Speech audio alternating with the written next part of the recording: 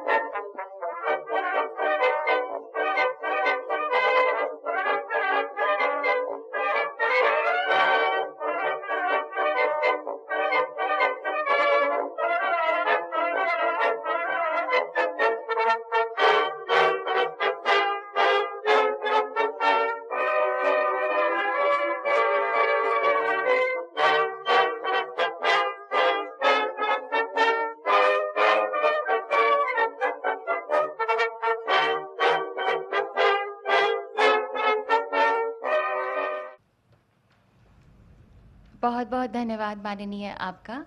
हम माननीय प्रधानमंत्री जी से विनम्र अनुनय करते हैं कि कृपया सुभाष चंद्र बोस आपदा प्रबंधन पुरस्कार अपने कर कमलों द्वारा प्रदान करें। 2019 के लिए ये पुरस्कार दिया जा रहा है 8वीं बटालियन एनडीआरएफ। पुरस्कार ग्रहण कर रहे हैं श्री पीके तिवारी।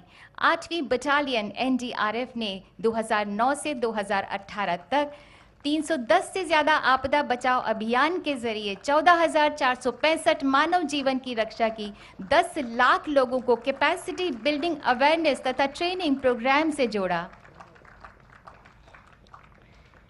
2020 के लिए ये पुरस्कार दिया जा रहा है श्री के सिंह, पूर्व डीजी सीआईएसएफ। आपने 3 टियर डिजास्टर रिस्पांस मैकेनिज्म के निर्माण की नींव रखी। आपदा प्रबंधन के सभी चरणों में सिविल डिफेंस के एक्टिव पार्टिसिपेशन की परिकल्पना को भी आपने प्रतिपादित किया। 2020 के लिए ही disaster mitigation and management centre Uttarakhand को पुरस्कार दिया जा रहा है। पुरस्कार ग्रहण कर रहे हैं श्री एसए मुरुगेसन आईएएस। डीएमएमसी का कार्य आपदा पूर्व तैयारी, कैपेसिटी बिल्डिंग, आपदा के बाद की प्रतिक्रिया तथा रिहैबिलिटेशन पर केंद्रित है। वैज्ञानिक तथा शैक्षिक संस्थाओं और राज्यों के विभागों के बीच संवाद स्थापित किया जाता है। 2021 के लिए पुरस्कार दिया जा रहा है श्री राजेंद्र कुमार भंडारी को। आप डिजास्टर मिटिगेशन पर Indian national academy of engineering forum के अध्यक्ष हैं। आपने भारत में जियो हैजार्ड्स और भूस्खलन पर वैज्ञानिक अध्ययन की नींव रखी। भूस्खलन अध्ययन की पहली प्रयोगशाला भी स्थापित की। 2021 के लिए पुरस्कार दिया जा रहा है sustainable environment and ecological development society seeds को। पुरस्कार ग्रहण कर रहे हैं डॉक्टर अंशु शर्मा। सीड्स पिछले 28 सालों से आपदाओं और जलवायु परिवर्तन के प्रभावों से प्रभावित हो सकने वाले लोगों को रेजिलियंस निर्माण की दिशा में काम कर रही है। 2022 के लिए प्रोफेसर विनोद कुमार शर्मा को ये पुरस्कार दिया जा रहा है। भारत में डीआरआर में आपके अग्रणी कार्य ने आपको अंतर्राष्ट्रीय पहचान दिलाई। सिक्किम राज्य आपदा प्रबंधन के उपाध्यक्ष के रूप में आपने सिक्किम को डीआरआर लागू करने में एक आदर्श राज्य बनाया है। 2022 के लिए ही गुजरात आपदा प्रबंधन संस्थान को पुरस्कार दिया जा रहा है। पुरस्कार ग्रहण कर रहे हैं श्री पीके तनेजा डीजी। जीआईडीएम ने पेंडेमिक के दौरान मल्टी हैजार्ड रिस्क मैनेजमेंट तथा रिडक्शन के लिए 12,000 से ज्यादा प्रोफेशनल्स को ट्रेन किया। फायर से संबंधित पोर्टल, कोविड से संबंधित मोबाइल ऐप भी विकसित किया। बहुत बहुत धन्यवाद माननीय आपका और सभी पुरस्कार विजेताओं को हार्दिक बधाई। भारत मां के वीर सपूत नेताजी सुभाष चंद्र बोस की 125वीं जन्म जयंती पर पूरे देश की तरफ से मैं आज कोटि कोटि नमन करता हूं। ये दिन ऐतिहासिक है। ये कालखंड भी ऐतिहासिक है और ये स्थान जहां हम सभी एकत्रित हैं वो भी ऐतिहासिक है।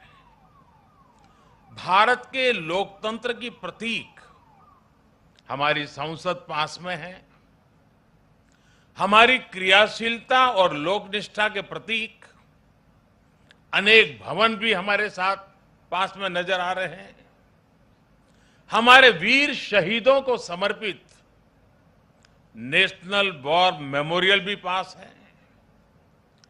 इन सब के आलोक में आज हम इंडिया गेट पर अमृत महोत्सव मना रहे हैं और नेताजी सुभाष चंद्र बोस को आदरपूर्वक श्रद्धांजलि दे रहे हैं। नेताजी सुभाष जिन्होंने हमें स्वाधीन और संप्रभु भारत का विश्वास दिलाया था, जिन्होंने बड़े गर्व के साथ, बड़े आत्मविश्वास के साथ, बड़े साहस के साथ अंग्रेजी सत्ता के सामने कहा था, मैं स्वतंत्रता की भीख नहीं लूंगा, मैं स्वतंत्रता की भीख नहीं लूंगा, मैं इसे हासिल करूंगा। जिन्होंने भारत की धरती पर पहली आजाद सरकार को स्थापित किया था, हमारे उन नेताजी की भव्य प्रतिमा आज डिजिटल स्वरूप में इंडिया गेट के समीप स्थापित हो रही है। जल्द ही इस होलोग्राम प्रतिमा के स्थान पर ग्रेनाइट की विशाल प्रतिमा भी लगेगी। ये प्रतिमा आजादी के महानायक को कृतज्ञ राष्ट्र की श्रद्धांजलि है। नेताजी सुभाष की ये प्रतिमा हमारी लोकतांत्रिक संस्थाओं को, हमारे पीढ़ियों को राष्ट्रीय कर्तव्य का बोध कराएगी, आने वाली पीढ़ियों को, वर्तमान पीढ़ी को निरंतर प्रेरणा देती रहेगी।